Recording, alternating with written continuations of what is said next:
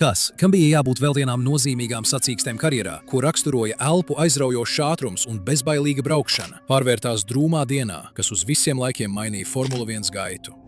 Šodien mēs iedziļināsimies traģiskajos 1994. gada San Marino Grand Prix notikumos un vienas no izcilākajiem autosporta un F1 braucējiem pēdējās šausminošajās minūtēs. Ayrtons Senna bija sacīkšu meistars, kura dzīve trasē bija tikpat aizraujoša, cik varonīga. Braucējs, inovators, stratēģis. Senna daudziem F1 faniem bija tas pats, kas Picasso un Michelangelo mākslai. Viņa apņēmība pārkāpt šķietam iespējamo robežas noteica viņa karjeru un iedvesmoja gan fanus, gan citus braucējus. Ar vairākiem pasaules čempionu tituliem un neskaitāmām uzvarām viņš virzījās uz to, lai pārveidotu Formula 1 ar savu redzējumu un nepārspējamo talantu. Līdz liktenīgajai dienai Imolas trasē, kad brauciens, kas bija domāts kā viņa meistarības virsotnes parādīšana, pārvērtās par biedējošu stāstu par to, cik ātri viss var noiet greizi sacīkšu trasēs. Pievienojieties mums, kad izpētīsim 34 gadus veca leģendas dzīvi, kura nākamais lielais izaicinājums bija vēl vairāk nostiprināt savu statusu, kā iespējams visu laiku izcilākajam. Ja viņam tas būtu izdevies, viņš būtu turpinājis dominēt sportā, kuru mīlēja. Taču liktenim bija citi plāni. Ja tāpat kā man, jūsu zināšanas par Formulu 1 aprobežojas ar vēlu vakara ziņām, sporta sadaļu un garāmējošiem ierakstiem sociālajos tīklos, jūs varētu domāt. Ayrtons Senna nāca no tipiskas sacīkšu brīnumbērnu vides. Privileģētas ģimenes, dzimis sacīkšu aristokrātijā, jau no agras bērnības audzināts, lai dominētu trasēs. Taču tas nevarētu būt tālāk no patiesības. Lai gan Ayrtonam bija nodrošināta bērnība, viņa ienākšana sacīkšu pasaulē nebija iepriekš noteikta ar ģimenes mantojumu. Ayrtona ģimene nebija pazīstama ar sacīkstēm. Viņi bija uzņēmēji San Paulo, Brazīlijā. Ayrtona stāsts nav par sacīkšu trofejām jau no agras bērnības. Tas ir par zēnu, kurš mīlēja automašīnas vairāk par visu. Ayrtons piedzima 1960. gada 21. martā kā vidējais bērns ģimenē, kas nozīmēja, ka viņam bija jāatrod veidi, kā izcelties. Jau no mazotnes Ayrtons mīlēja visu, kas kustējās uz riteņiem. Viņam apkārt nebija ne sacīkšu trašu, ne sacīkšu aprīkojuma, bet viņam bija rotaļlietas un kartingi, ar kuriem viņam palīdzēja spēlēties tēvs. Viņa tēvs, veiksmīgs uzņēmējs, redzēja, cik ļoti Ayrtons mīlēja automašīnas. Tāpēc, kad Ayrtonam bija tikai 4 gadi, viņš viņam izgatavoja kartingu. Tas nebija grēzns, bet Ayrtonam tas bija ideāli. Viņš ar to brauca pa viņu lielo pagalmu, iztēlojoties, ka piedalās īstās sacīkstēs. Ayrtonam tieši šeit viss sākās. Un drīz aizraušanās ar riteņiem padarīja viņu par vienu no slavenākajiem sportistiem pasaulē. Augot, Ayrtons bija gluži kā jebkurš cits bērns. Viņš gāja skolā, sportoja un pavadīja laiku ar draugiem. Viņš nebija labākais skolēns. Viņš bija vairāk pazīstams ar savu apņēmību un reizēm arī spītību, īpašībām, kas vēlāk viņam palīdzēja autosacīkstēs. Augot, pieauga arī viņa aizraušanās ar automašīnām. Pusauģa gados Ayrtona ģimene pamanīja viņa lielo interesi par sacīkšu braukšanu. Bija skaidrs, ka Ayrtonam vajadzēja vairāk nekā tikai pagalma trasi, lai piepildītu savus sapņus. Kad viņam bija 13 gadi, viņa tēvs nolēma, ka ir pienācis laiks viņu iesaistīt organizētākā sacīkšu vidē. Viņš nopirka Ayrtonam viņa pirmo īsto sacīkšu kartu. Šis nebija parasts karts, tas bija būvēts sacensībām, un tas bija Ayrtona pirmais solis profesionālo sacīkšu pasaulē. Ayrtons sāka piedalīties vietējos kartinga čempionātos. Kartings bieži tiek uzskatīts par pirmo nopietno soli sacīkšu braucēja karjerā, un Ayrtonam tas nebija izņēmums. Viņš nepiedalījās tikai tāpat vien, viņš bija tur, lai uzvarētu. Viņa apņēmība izprast sava karta mehāniku, apvienojumā ar dabisko braukšanas prasmi, lika viņam izcelties jau agrā vecumā. Kartings iemācīja Ayrtonam daudz vairāk nekā tikai braukt. Viņš apgūst sacensību dinamiku, tostarp precizitātes, laika un stratēģijas nozīmi. Viņš pavadīja stundas trenējoties un vērojot citus braucējus, mācoties no viņu tehnikām un kļūdām. Viņa pirmās sacīkstes nebija vieglas. Neskatoties uz savu talantu, Ayrtons saskārās ar izaicinājumiem. Autosports ir grūts sportveids, kur pat neliela kļūda var maksāt sacīksti, taču Ayrtons bija izturīgs. Viņš analizēja katru sacīksti, lai saprastu, kas nogāja greizi un kā viņš varētu uzlaboties. Šī rūpīgā uzmanība detaļām kļuva par viņa sacīkšu stila iezīmi. Senna 1977. gadā uzvarēja Dienvidamerikas kartinga čempionātā. Viņš katru gadu no 1978 līdz 1982 gadam piedalījās kartinga pasaules čempionātā, 1979 un 1980 gadā izcīnot otro vietu. Sasniedzot 17 gadu vecumu, Ayrtons bija izcīnījis vairākus kartinga čempionu titulus Brazīlijā. Viņa panākumi trasē nepalika nepamanīti, un kļuva skaidrs, ka viņam ir potenciāls tikt tālāk par nacionāla līmeņa kartinga sacensībām. Ayrtons sāka sapņot par sacīkstēm tālajā Eiropā, kur konkurence bija sīvāka un iespējas lielākas. Ar ģimenes atbalstu Ayrtons pieņēma drosmīgu lēmumu pārcelties uz Eiropu, nozīmīgu soli, kas prasīja atstāt ģimeni un draugus aiz muguras. 1981. gadā viņš kopā ar sievu pārcēlās uz Angliju. Tā bija viņa iespēja uzplaukt autosacīkšu sirdī. Šī pārcelšanās bija lēciens nezināmajā. Ayrtons ienāca pasaulē, kur viņa nepazina, kur viņam viss bija jāpierāda no jauna. Anglijā Ayrtons pievienojās Van Diemen sacīkšu komandai, kur tolaik vadīja vadošais Formula Ford boss Ralfs Fīrmens. Lai sacenstos Formula Ford 1600 sērijā, kas ir populāra sākuma līmeņa sērija daudziem nākotnes Formula 1 braucējiem. Viņa pielāgošanās dzīvei Anglijā bija izaicinoša. Laika apstākļi, ēdiens un valoda, viņam viss bija jauns, taču viņa uzmanība joprojām bija vērsta uz sacīkstēm. Ayrtona talants ātri izcēlās. Viņš uzvarēja čempionātā savā pirmajā sezonā un ātri kļuva pazīstams trasēs kā potenciāls nākotnes F1 braucējs. Viņa ceļš no jauna Zēna San Paulu līdz čempionam Anglijā iezīmēja tikai sākumu tam, kas kļuva par spožu karjeru autosportā. Taču tā bija karjera, kas gandrīz beidzās, pirms tā bija sākusies. 1981. gada beigās, kad viņa pirmais sacīkšu sezona tuvojās noslēgumam, Ayrtons nonāca krustcelēs, kas varēja priekšlaicīgi izbeigt viņa gaitas autosportā. Spiediens pieauga no vairākiem virzieniem. Viņa sieva, neapmierināta ar dzīvi ārzemēs un ilgojoties pēc Brazīlijas, kā arī viņa ģimene, kas cerēja, ka Ayrtons uzņemsies nozīmīgu lomu ģimenes uzņēmumā dzimtenē. Sapīts starp ģimenes gaidām un savām sacīkšu ambīcijām, Senna nonāca krustcelēs. Jūtot šo spiedienu smagumu, Senna pēc sacīkšu sezonas atgriezās Brazīlijā. Taču atgriežoties Brazīlijā, 1981. gada ziemā, Senna bija dziļi nelaimīgs. Darbs ģimenes uzņēmumā viņu nepiepildīja, tāpat kā autosacīkstes. Viņam pietrūka sacīkšu adrenalīna un gandarījumu par progresu ar katru sacensību. Neskatoties uz ērtībām un drošību, ko piedāvāja viņa ģimenes uzņēmums, Senna bija skaidrs, ka viņa aizraušanās ir Eiropas sacīkšu trasēs. Pēc vairāku mēnešu pārdomām un neskatoties uz ievērojamu ģimenes pretestību un pastāvīgām laulības grūtībām, Senna pieņēma izšķirošu lēmumu. 1982. gada februārī Senna izvēlējās atgriezties Eiropā, lai turpinātu sacīkšu braucēja karjeru, un šis solis galu galā noveda pie viņa laulības beigām. Šis lēmums iezīmēja izšķirošu brīdi Sennas dzīvē, uzsverot viņa pilnīgu apņemšanos veltīt sevi autosacīkstēm. Apņemšanos, kuras dēļ viņš gandrīz visu pārējo zaudēja, dzenoties pēc saviem sapņiem, un apņemšanos, kas galu galā noveda pie šausminoša gala. 1984. gadā Senna debitēja Formulā 1 ar Toleman komandu.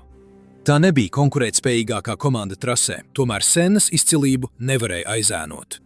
Viņa pirmajai sezonai raksturīgi vairāk iespaidīgi finiši, taču tieši lietus skartā 1984. gada Monako Grand Prix patiesi izcēla viņa potenciālu.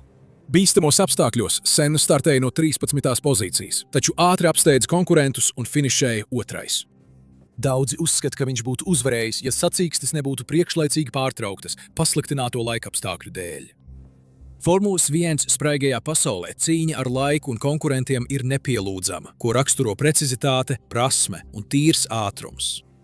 Katrā sacīkstē Ayrtons parasti veica noteiktu apļu skaitu, un sacīkste ilga aptuveni 90 minūtes. Viņš nevarēja saīsināt trasi vai izbraukt ārpus tās, citādi riskēja saņemt sodus. Viņa rokas un kājas nepārtraukti strādā, lai kontrolētu automašīnas stūrēšanu, bremzēšanu un pātrinājumu, vienlaikus pārslēdzot pārnesumus līdz pat 50 reizēm katrā aplī. Lai pabeigtu katru sacīksti un būtu tiesīgs saņemt punktus, Ayrtons ne tikai bija jāpabeidz sacīkste, bet arī jāiekļūst pirmajā desmitniekā. Sacīkstes Formulā 1 pārbaudīja Ayrtona Sennas spēju saglabāt kontroli pār precīzi noregulētu sacīkšu automašīnu ar ātrumu, kas pārsniedz 200 jūdzes stundā. Navigējot pa sarežģītām trasēm, kas līkumo, pagriežas un viļņojas, prasot maksimālu koncentrēšanos un fizisko izturību. Pulkstenis apstājas tikai tad, kad tiek pamāta rūtotā karoga, atzīmējot nogurdinošas sacīkstes beigas, kur katra milisekunde ir svarīga. Tiekot ierindots starp pasaules labākajiem braucējiem, Senna bija uz ceļa kļūt par leģendu Formulā 1, īpaši pēc viņa izcilās sezonas, kurā viņš sevi spilgti pieteica. Jau karjeras sākumā un visā tās gaitā Senna bija pazīstams ar spēju sniegt detalizētus tehniskus ieskatus par sava auto veiktspēju un trases apstākļiem, prasmes, kas bija pirms telemetrijas plašas izmantošanas Formulā 1. Šī tehniskā asredzība pirmo reizi izcēlās priekšplānā neaizmirstamā incidentā Dallasas Grand Prix laikā, kā to atceras pats Simons. Sennas pirmais Formulas 1 sacīkšu inženieris. Mašīna tur bija diezgan konkurētspējīga, tāpēc mēs gaidījām labas sacīkstes, bet Ayrtons sacīkšu sākumā izslīdēja. Pēc tam viņš diezgan efektīvi atguva pozīcijas trasē, un mēs cerējām uz labu finišu. Bet tad viņš ietriecās sienā, sabojāja aizmugurējo riteni un piedziņas vārpstu un izstājās, kas bija patiešām žēl. Patiesā šī notikuma nozīme bija tāda, ka, kad viņš atgriezās boksos, viņš man pastāstīja, kas notika, un teica, esmu pārliecināts, ka siena pārvietojās. Un, lai gan esmu dzirdējis visus attaisnojumus, ko jebkad ir izteicis kāds braucējs, šādu vēl noteikti nebija dzirdējis. Bet Ayrtons, būdams Ayrtons, ar savu neticamo ticību sev, ar absolūtu pārliecību. Viņš tad pierunāja man pēc sacīkstēm doties kopā ar viņu apskatīt vietu, kur viņš bija avarējis. Un viņam bija pilnīga taisnība, kas bija pārsteidzoši. Dallasa bija iela trase, un trasi ieskāva betona bloki. No riepu pēdām mēs varējām redzēt, ka kāds bija ietriecies betona bloka tālākajā galā, un tas lika blokam nedaudz pagriezties. Tā ka bloka priekšējā mala izvirzījās tikai par dažiem milimetriem. Un viņš brauc ar tādu precizitāti, ka tie daži milimetri bija atšķirība starp trāpīšanu sienā un netrāpīšanu sienā. Lai gan sākumā biju neapmierināts, ka mēs izstājāmies no sacīkstēm vadītāja kļūdas dēļ, kad redzēju, kas bija noticis, kad redzēju, kā viņš brauca, tas manas cieņas pret šo puisi ievērojami palielināja. Tajā sezonā Senna izcīnīja vēl dažas vietas uz piedestāla Lielbritānijas un Portugāles Grand Prix, čempionātu kopvērtējumā ierindojoties 9. vietā ar 13 punktiem. Tomēr viņa sezona nebija bez pretrunām. Senna draudēja atstādināšanu no Itālijas Grand Prix, pēc tam, kad viņš sāka sarunas ar Lotus par 1985. gada sezonu, neinformējot savu tā brīža komandu – Tyrrell. Viņa pārēja uz Lotus 1985. gadā deva viņam konkurētspējīgāku automašīnu, un viņš to izmantoja, uzvarot savā pirmajā Grand Prix Portugālē apstākļos, kas nebija ideāli. Viņa meistarība braukšanā slapjos apstākļos kļuva par viņa karjeras vizītkarti, un viņš ieguva iesauku Lietus vīrs, gan līdzjutēju, gan komentētāju vidū. Vēl viens nozīmīgs brīdis pienāca 1988. gada sezonā, viņa pirmajā ar McLaren komandu. Būdams pārmiekos ar savu sāncensi Alenu Prostu, Senna parādīja savu neatlaidīgo vēlmi pārspēt gan sevi, gan sporta robežas. Tajā gadā viņš uzvarēja 8 no 16 sacīkstēm, izcīnot savu pirmo pasaules čempionu titulu. Viņa sāncensība ar Prostu kļuva par vienu no slavenākajām sporta vēsturē, mudinot viņu sasniegt vēl lielākus augstumus. Viena no Ayrtona Sennas neaizmirstamākajām sacīkstēm bija 1993. gada Eiropas Grand Prix Doningtonas trasē. Šeit viņš demonstrēja to, ko daudzi uzskata par vienu no visu laiku izcilākajiem pirmajiem apliem Formulā 1. Sākot no 4. pozīcijas slapjos apstākļos, viņš apdzina vairākas mašīnas un izvirzījās vadībā jau pirms pirmā apļa beigām, vēlreiz pierādot, ka viņš patiešām ir lietus cilvēks. Kā pats Ayrtons Senna reiz teica, saulainā laikā tu nevari apdzīt 15 mašīnas, bet Lietuvā tas ir iespējams. Viņš pat nenojaut, ka prasmes, kas padarīja viņu par biedējošu spēku trasē, drīz tiks aizēnotas traģisks nedēļas nogales notikumu dēļ. Kad Formula 1 cirks ieradās Imolas trasē uz 1994. gada San Marino Grand Prix. Par to, kam vajadzēja būt tikai kārtējai sacīkšu nedēļas nogalei, savilkās tumšs mākonis. Šī bija nedēļas nogale, kas ne tikai pārbaudīja viņa leģendārās spējas, bet arī atstāja neizdzēšamu nospiedumu viņa mīļotajā sportā un pašā cilvēkā. 1994. gada Formula 1 sezona tiek uzskatīta par pagrieziena punktu F1 vēsturē. Traģēdija, apsūdzības krāpšanā, intensīva mediju uzmanība – viss, ko vien var iedomāties. No jebkura skatu punkta 1994. gads bija dramatisks pagrieziena punkts Formula 1 vēsturē. Un strīdis sākās pašā augšgalā. 1993. gada F1 sezonā un iepriekšējos gados braucējiem bija pieejams automobīļu tehnoloģijas, ko sauca par vadītāju palīgas sistēmām, kas būtiski palīdzēja viņu sniegumam trasē. Taču 1994. gadā varas iestādes beidzot nolēma tam pielikt punktu. Tika ieviestas būtiskas noteikumu izmaiņas, aizliedzot sarežģītas elektroniskās vadītāja palīgas sistēmas, piemēram, aktīvo piekari, pretbloķēšanas bremzes, vilces kontroli un starta kontroli.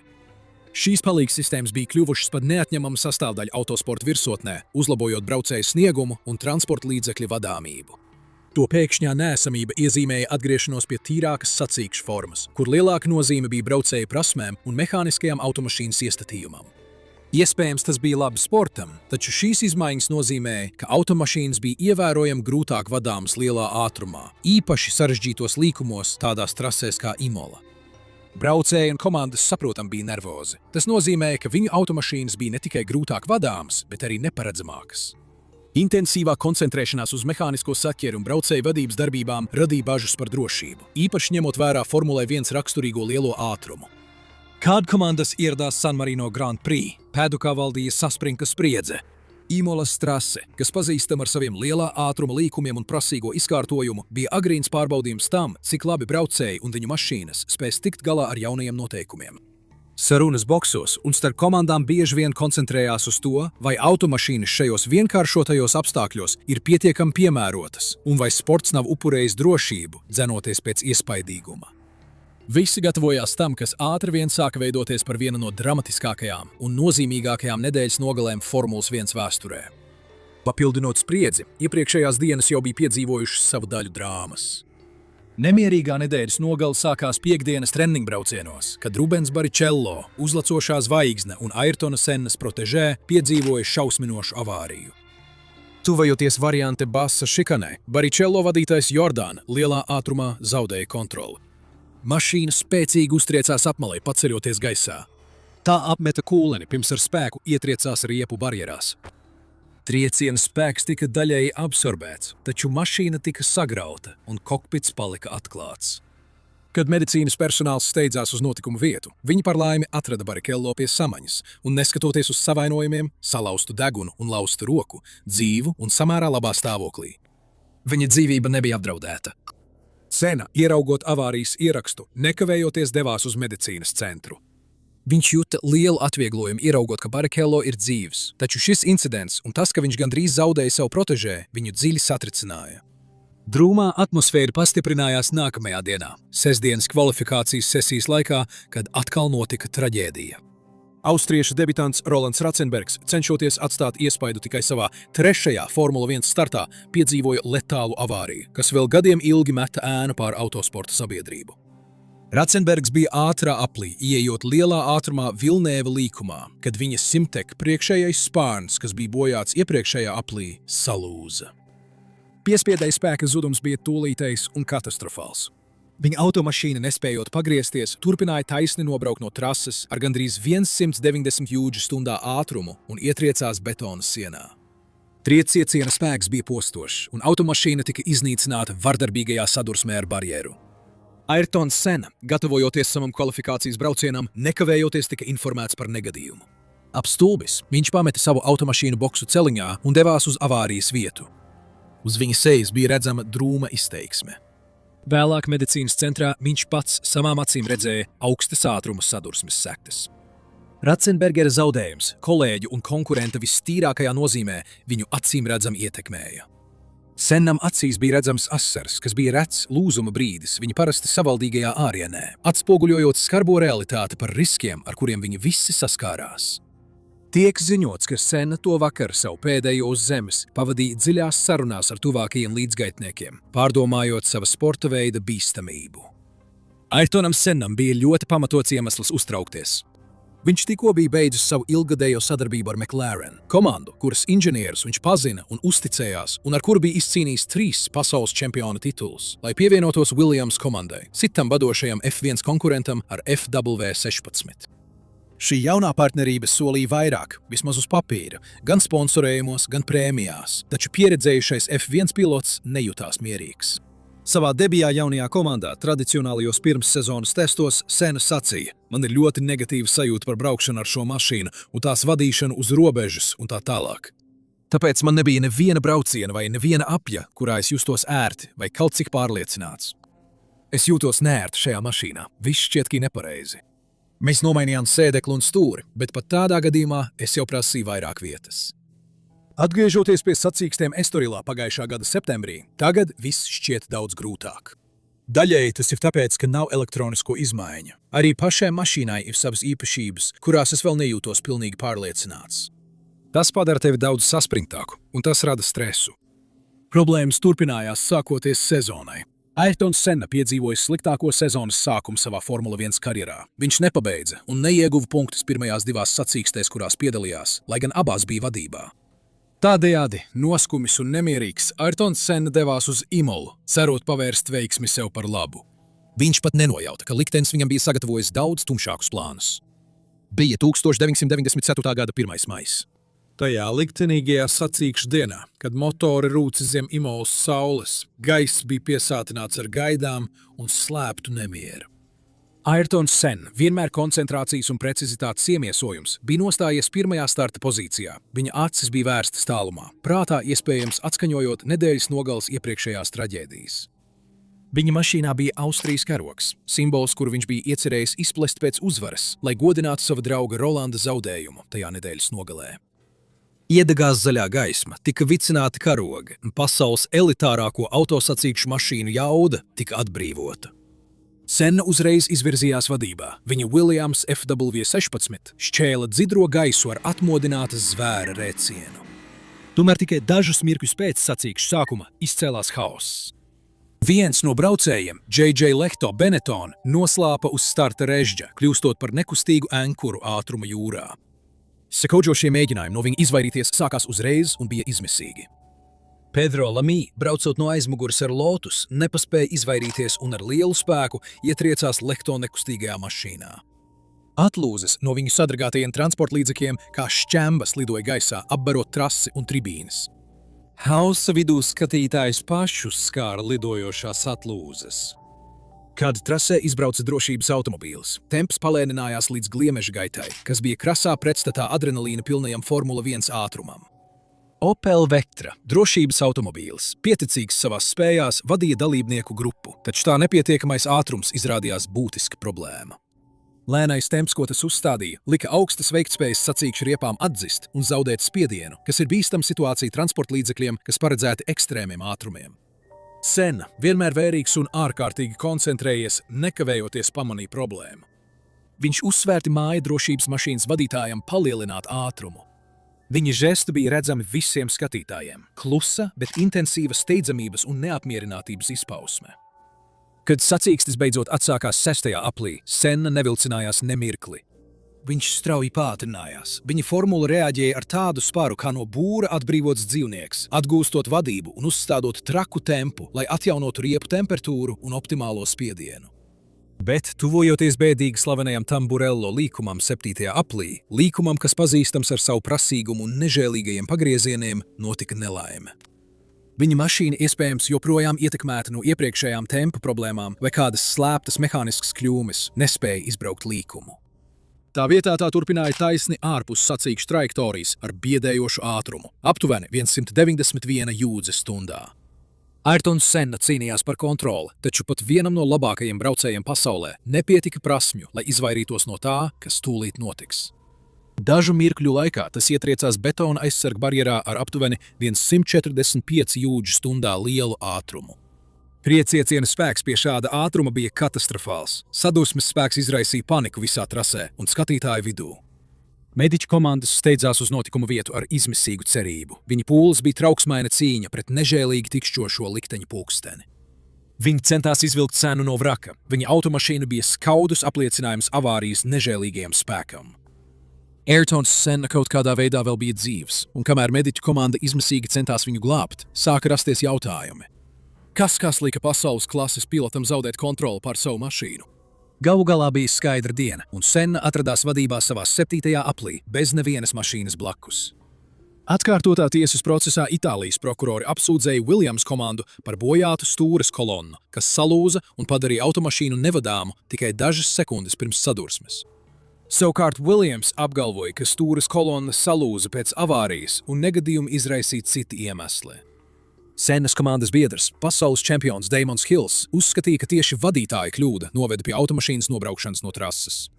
Mihails Šumahers, kurš Imolā cieši sekoja Sennām, sacīja, ka Senna jau no pirmā apļa izskatījās nervos, un viņa mašīna uz nelīdzenuma lēca un raustījās, tuvojoties liktenīgajam līkumam.